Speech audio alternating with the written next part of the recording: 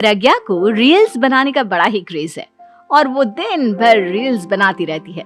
खाते पीते घूमते फिरते घर में कॉलेज में रील्स बनाने के कारण प्रज्ञा पूरे कॉलेज में हाईलाइटेड है। जहां उसकी रील्स सभी को पसंद आते हैं, वहीं मनीषा चिंता में डूबी रहती है। एक रोज जब खाते हुए प्रज्ञा रील्स बना रही होती है, तब मनीषा कहती है, 1 मिनट भी चैन नहीं है इस लड़की को। ये नहीं कि खाना तो आराम से खा ले, लेकिन नहीं, अरे थोड़ी देर रील्स नहीं बनाओगी तो आसमान नहीं टूट पड़ेगा। अरे मम्मी, इसी को तो कहते हैं डिटर्मिनेशन।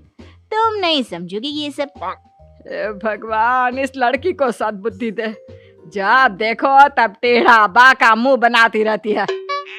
मनीषा की बात का प्रज्ञा पर जरा भी असर नहीं होता और वो खाते खाते रील्स बनाती रहती है। दिन बीतने लगते हैं और देखते देखते प्रज्ञा का कॉलेज भी खत्म हो जाता है।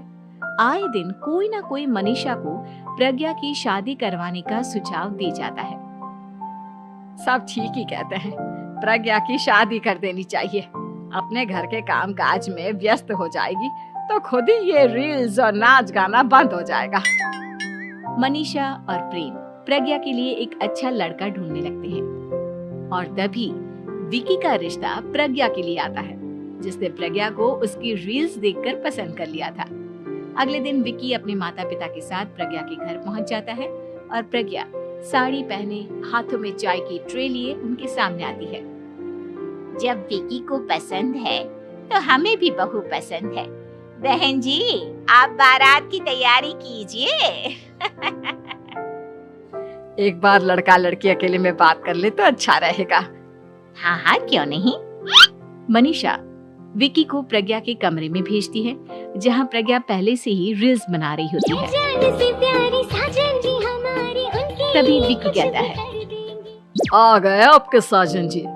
हमारे साथ ये रील्स कंप्लीट करती तो और भी अच्छा रहता। अच्छा जी, अब आ ही गए हैं तो बना ही लेती हूँ आपके साथ। दोनों मिलकर रील्स बनाते हैं। जब वी मीट और तुरंत पोस्ट भी कर देते हैं। फिर विकी कहता है, जब आप साड़ी में चाय लेकर आई तब मुझे लगा कि कहीं मैं गलत घर में तो नहीं आ गया। अब सही है। दोनों की शादी पक्की हो जाती है और शादी के दिन भी प्रज्ञा रील्स बनाने से चूकती नहीं। यहाँ तक कि बारात के समय भी नाचते हुए रील्स बनाती है। सभी लोग प्रज्ञा की तारीफ के पुल बांध देते हैं और प्रज्ञा नाचती गाती अपने ससुराल चली जाती है। सब कुछ अच्छा चल रहा होता है। प्रज्ञा यहाँ भी दिन भर हर चीज की रील्स बनाती रहती है। लेकिन कुछ दिनों के बाद जब सुनीता कहती है, बहू, ये रील्स के साथ साथ कुछ काम भी कर लिया करो। वैसे तुझे और क्या क्या बनाना आता है? मम्मी जी, वैसे तो सब कहते हैं कि मैं सब कुछ अच्छा बनाती हूँ, लेकिन मुझे लगता है कि मैं मैगी अच्छा बना लेती हूँ। हाँ, कॉफी भी अच्छा बना लेती हूँ और मुंह तो सबसे अच्छा बना लेती हूँ। हैं? अच्छा अच्छा। सुनीता अपना माथा पकड़ लेती है और कहती है, बहू, कुछ खाना बनाना भी सीख लेती। मम्मी जी, मैं लंबी प्लानिंग कर रही हूँ। जल्दी ही मैं इतनी फेमस हो जाऊंगी कि मुझे पैसे मिलने लगेंगे। हम दोनों सास बहू राज करेंगे, राज ना कर काम करेंगी और लोगों की तो लाइन लगेगी हमसे मिलने के लिए। तेरा दिमाग खराब हो गया है क्या बहू?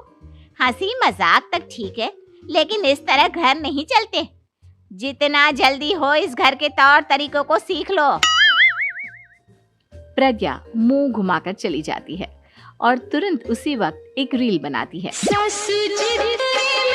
ये देख सुनीता का गुस्सा 7वें आसमान पर चला जाता है और विकी के घर आती ही सुनीता उसे सब कुछ बताती है।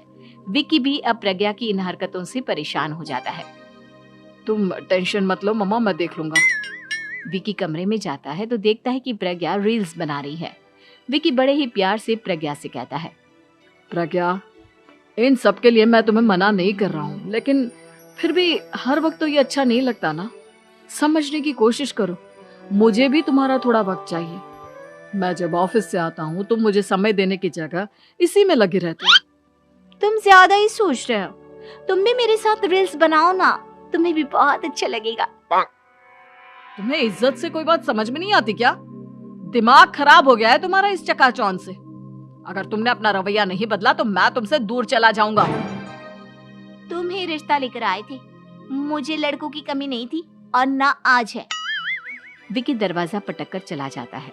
धीरे धीरे विकी प्रज्ञा से दूर होता जाता है। एक रोज मनीषा प्रज्ञा के ससुराल उससे मिलने जाती है। तब सुनीता उससे कहती है, बहन जी, अब आई हैं तो कुछ दिन यहाँ रहकर जाइएगा, आप ही का घर है। हाँ मम्मी, बहुत दिन हो गए तुम्हारे साथ एक भी रील नहीं बनाई मैंने। प्रज्ञा तुरंत अपने फोन में रील्स ऑन कर लेती है। ये सब मुझसे नहीं होता।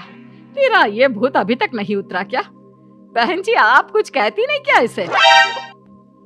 जब आप ही कुछ नहीं कर पाई तो मैं कर ही क्या सकती हूँ। सास तो वैसे ही बदनाम है।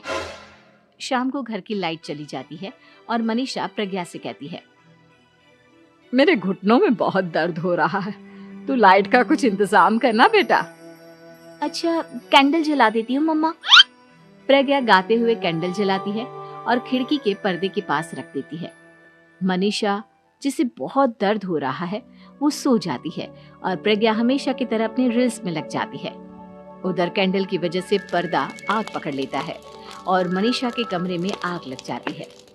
बचाओ, कोई है, बचाओ। सभी भागते हैं और विकी कमरे की आग बुझाने में लग जाता है, लेकिन तब तक मनीषा आधी जल चुकी थी। मनीषा की हालत देख प्रज्ञा रोने लगती है।